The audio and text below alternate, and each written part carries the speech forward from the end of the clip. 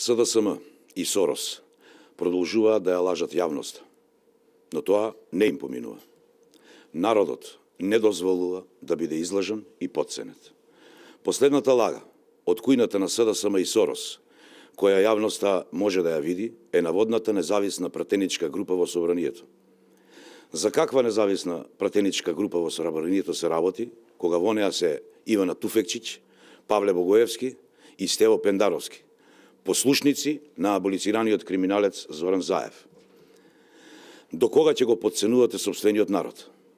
Истата оваа група, така наречени независни пратеници, пред неколку месеци на јавноста и продаваа приказна дека се граѓански активисти, а рака под рака со членовите на СДСМ и аболицираниот криминалец Зоран Заев организираа протести, сквернавеа историја споменици на дејци и нанесуваа штета на објекти низ центарот на градот.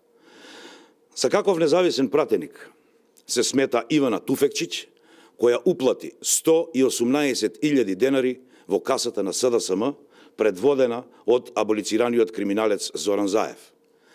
За каков пак независен пратеник се смета Павле Богоевски, кој уплати 184.000 денари во кампањата на аболицираниот криминалец Зоран Заев.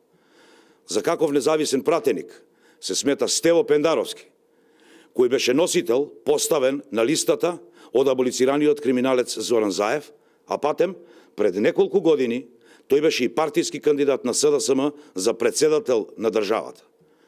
Кого го лажат? Тие само продолжуваат да бидат партиски послушници и лични слуги на аболицираниот криминалец Зоран Заев, кои безпоговорно ќе гласаат за сите негови акти или антидржавни деструктивни идеи.